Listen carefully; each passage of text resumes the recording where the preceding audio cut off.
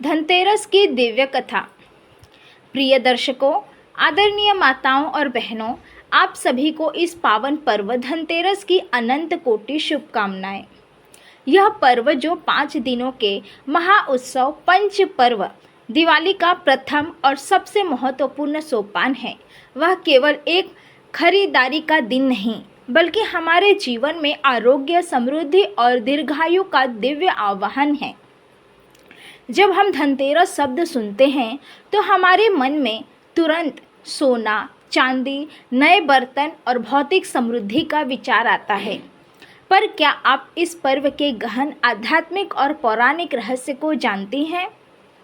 यदि नहीं तो आज इस कथा को केवल कान से मत सुनिएगा, इसे हृदय से अनुभव कीजिएगा, क्योंकि यह कथा सीधे सृष्टि के आदि वैद्य भगवान धन्वंतरी के प्राकट्य, माता महालक्ष्मी के प्रथम आगमन और मृत्यु के देवता यमराज द्वारा दिए गए अकाल मृत्यु से मुक्ति के वरदान से जुड़ी हुई है। इस 13वीं तिथि मतलब त्रयोदशी का महत्व केवल ज्योतिषीय नहीं बल्कि यह हमें जीवन का वह सबसे बड़ा सत्य सिखाता है कि स्वास्थ्य ही सबसे बड़ा धन है। सोचिए, यदि हमारे पास दुनिया का सारा वैभव हो पर शरीर रोगग्रस्त हो तो क्या आप उस धन का सुख भोग सकते हैं? कदापि नहीं।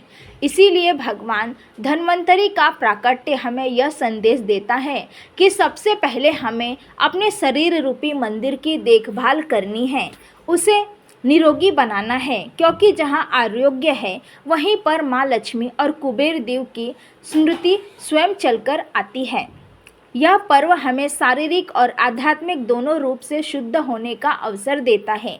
हम अपने घरों की साफ सफाई करके टूटे फूटे और अनुपयोगी वस्तुओं को बाहर निकालकर वास्तव में अपने जीवन से नकारात्मकता, दरिद्रता और रोगों की ऊर्जा को बाहर निकालते हैं। यह एक प्रकार का ऊर्जा शुद्धिकरण है। इस दिन हम जो भी नए बर्तन, सोना या चांदी खरीदते हैं वह केवल धातु नहीं है, वह हमारे जीवन के लिए सकारात्मकता, उन्नति और सौभाग्य का संकल्प है, जिसे हम अपने घर में धन के रूप में स्थापित करते हैं। धनतेरस पर हम 4 प्रमुख देवताओं का पूजन करते हैं। भगवान धन्वंतरी आरोग्य के लिए, माता महालक्ष्मी समृद्धि के लिए, कुबेर देव धन के स्थायित्व के लिए और यमराज अकाल मृत्यु से मुक्ति और दीर्घायु के लिए। इस संतुलन को समझिए। जीवन में संतुलन कितना आवश्यक है। हमारे ऋषि मुनियों ने इस पर्व को इस प्रकार व्यवस्थित किया है कि इसमें न केवल भौतिक उन्नति की कामना है बल्कि इसमें स्वास्थ्य और सुरक्षा की आध्यात्मिक गारंटी भी निहित है। यह दीपों का त्यौहार हमें अंधकार से प्रकाश की ओर ले जाने का संकल्प देता है और धनतेरस का प्रथम दीपक, जिसे हम यम दीप कहते हैं, हमारी उस यात्रा की शुरुआत है जो हमें जीवन के अंतिम सत्य, मृत्यु के भय से भी मुक्ति दिलाता है। यह पर्व हमें एक और गूढ़ रहस्य बताता है। धन का अर्थ केवल सोना चांदी नहीं है बल्कि हमारे भीतर की सद्भावना, ज्ञान, विवेक और हमारा स्वास्थ्य, ये सभी हमारे वास्तविक धन हैं। इसीलिए इस दिन आयुर्वेद के जनक भगवान धन्वंतरी की पूजा करना सबसे महत्वपूर्ण माना गया है। हमें यह संकल्प लेना चाहिए कि आज से हम न केवल भौतिक धन कमाएंगे बल्कि अपने स्वास्थ्य, अपने ज्ञान और अपने संस्कारों को भी समृद्ध करेंगे। यह पर्व हमें लोभ से दूर रहकर संतोष और परमार्थ के साथ जीवन जीने की प्रेरणा देता है।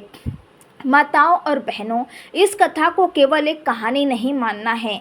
यह आपके जीवन को रोग मुक्त, भय मुक्त और सुख समृद्धि से परिपूर्ण करने वाला एक दिव्य शास्त्र है। इस कथा का हर अंश, हर घटना आपके जीवन में एक नई ऊर्जा का संचार करेगी। इसीलिए पूर्ण श्रद्धा और भक्तिभाव से मेरी वाणी को अपने हृदय में स्थान दें और हम उस पौराणिक महासागर में गोता लगाएं जहाँ से अमृत और आरोग्य का प्राकट्य हुआ। अब हम उस दिव्य और रोमांचक पौराणिक कथा के महासागर में गोता लगाते हैं, जिसका उद्गम सृष्टि के सबसे बड़े यज्ञ समुद्र मंथन से हुआ। यह कथा केवल देवताओं और दानवों के युद्ध की नहीं है, यह जीवन और मृत्यु, रोग और आरोग्य, दुर्भाग्य और सौभाग्य के द्वंद्व की कथा है। प्राचीन काल में देवराज इंद्र अपनी समस्त शक्ति और ऐश्वर्य के साथ स्वर्ग पर शासन करते थे। एक बार जब वे अपने ऐरावत हाथी पर बैठकर जा रहे थे, तब परम तपस्वी दुर्वासा ऋषि ने उन्हें भगवान विष्णु को पारिजात पुष्प भेंट किया। अहंकार में चूर इंद्र ने उस पुष्प को बिना उचित सम्मान दिए अपने हाथी के मस्तक पर रख दिया। हाथी ने उस पुष्प को सूंघकर धरती पर फेंक दिया। यह देखकर दुर्वासा ऋषि का क्रोध भड़क उठा। उन्होंने इसे भगवान का अपमान समझा और देवराज इंद्र को शाप दिया कि हे इंद्र, तुमने अपने ऐश्वर्य का जो तिरस्कार किया है, उस अहंकार के कारण तुम्हारा और समस्त देवताओं का सारा ऐश्वर्य, बल, तेज और अमृत तत्व नष्ट हो जाएगा। इस शाप के प्रभाव से स्वर्ग की क्रांति फीकी पड़ गई। देवता बलहीन हो गए और उनका अमृत तत्व भी समाप्त हो गया। असुरों ने स्थिति का लाभ उठाया और तीनों लोकों पर अपना अधिकार स्थापित कर लिया। देवताओं का जीवन घोर संकट में आ गया। तब सभी देवता मिलकर सृष्टि के पालन भगवान विष्णु की शरण में गए और अपनी व्यथा सुनाई। भगवान विष्णु ने उनकी करुणा पुकार सुनकर उन्हें एक अद्भुत और महान उपाय सुझाया। उन्होंने कहा, हे देवताओं, इस संकट ने निकलने का एकमात्र उपाय है क्षीर सागर, दूध का सागर का मंथन। आप असुरों के साथ संधि करें और उन्हें अमृत का लालच देकर इस महान कार्य में सहयोग के लिए सहमत करें। मंदराचल पर्वत को मथनी और नागों के राजा वासुकी को नेति बनाकर समुद्र का मंथन करो। देवताओं ने ऐसा ही किया। यह मंथन एक साधारण घटना नहीं थी। यह सृष्टि का एक महायज्ञ था, जिसमें देवताओं ने पूछ की तरह और असुरों ने वासुकी के मुख की तरह से नीति पकड़कर मंथन शुरू किया। मंथन शुरू होते ही मंदराचल पर्वत बिना आधार के समुद्र में डूबने लगा। तब भगवान विष्णु ने स्वयं कूर्मावतार कछुए का रूप लिया और अपनी पीठ पर मंदराचल पर्वत को धारण कर लिया, जिससे मंथन निर्बाध रूप से चलता रहा। यह मंथन अनगिनत वर्षों तक चला और समुद्र से एक के बाद एक 14 अद्भुत रत्न निकलने लगे, जिन्हें चतुर्दश रत्न कहा जाता है। सबसे पहले मंथन से एक अत्यंत भयानक और प्रलयकारी कालकूट विष निकला। यह इतना तीव्र था कि इसकी मात्र एक बूंद से पूरी सृष्टि भस्म हो सकती थी। देवता और दानव दोनों ही भयभीत हो गए। तब लोक कल्याण के लिए भगवान शिव ने उस हलाहल विष को अपने कंठ में धारण कर लिया और उनका कंठ नीला पड़ गया, इसीलिए वे नीलकंठ कहलाए। इसके बाद मंथन से शुभ और कल्याणकारी रत्न प्रकट होने लगे। कामधेनु, उच्च, श्रवा, ऐरावत, कौसमोद, मणि, कल्पवृक्ष, अप्सराएं और सबसे महत्वपूर्ण श्री महालक्ष्मी, जो सौंदर्य, धन और ऐश्वर्य की देवी थीं, कमल के आसन पर विराजमान थी। उन्हें पाकर देवता धन्य हो गए। यह माँ लक्ष्मी का पृथ्वी पर प्रथम प्राकट्य था। अन्य रत्नों में वारुणी, शंख, धनुष, चंद्रमा भी निकले।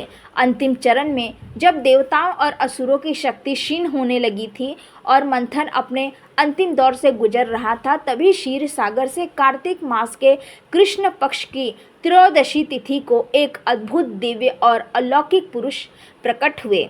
वे थे स्वयं भगवान धन्वंतरी। उनका प्राकट्य का दृश्य अद्भुत था। वे पीतांबर धारण किए हुए थे।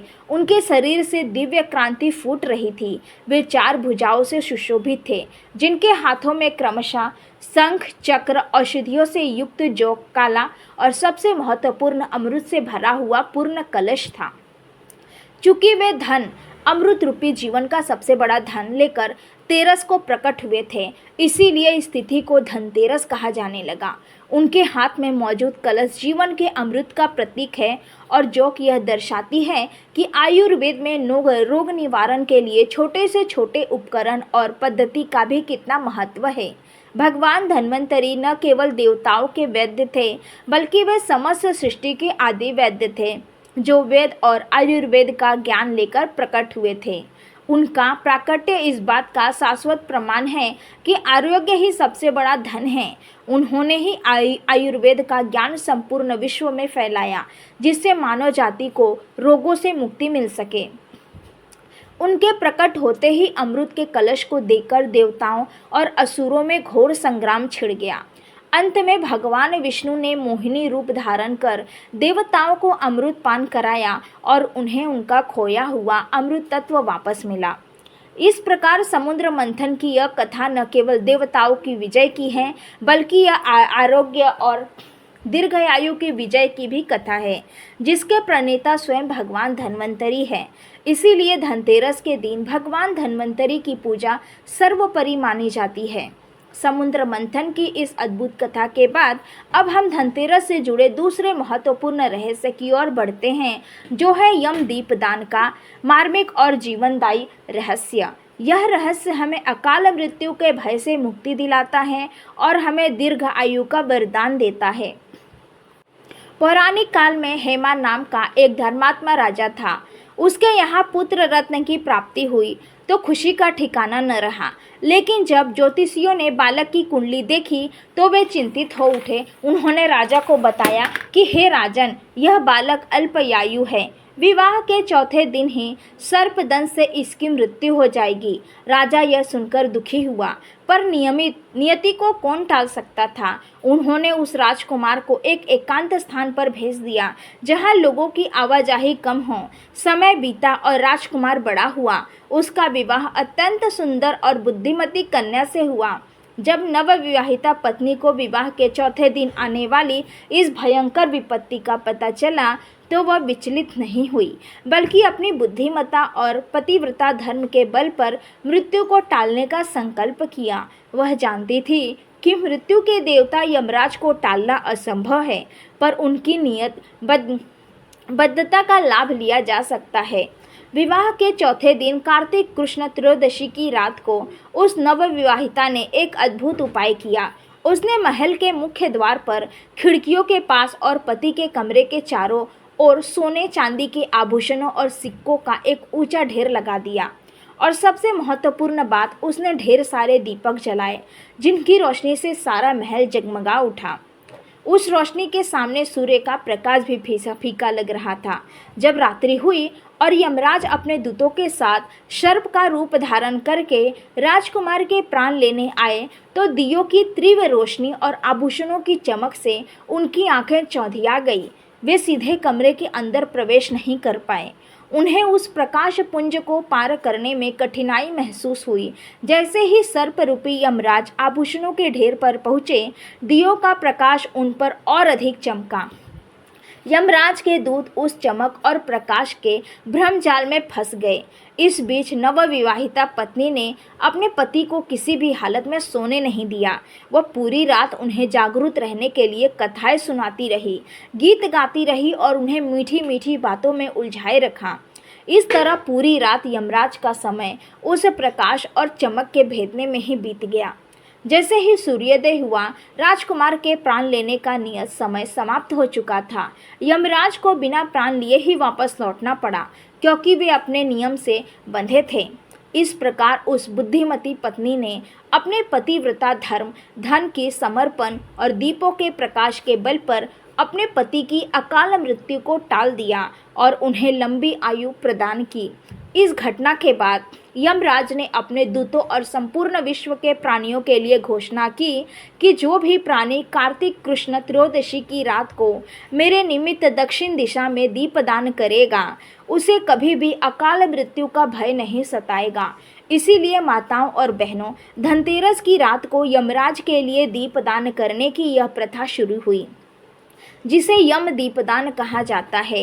यह दीपदान हमें मृत्यु के भय से मुक्त करता है और परिवार में सभी सदस्यों की दीर्घायु सुनिश्चित करता है। यह कथा हमें सिखाती है कि धनतेरस पर हम केवल धन नहीं खरीदते, बल्कि हम अपने जीवन के लिए आरोग्य और लंबी आयु भी खरीदते हैं।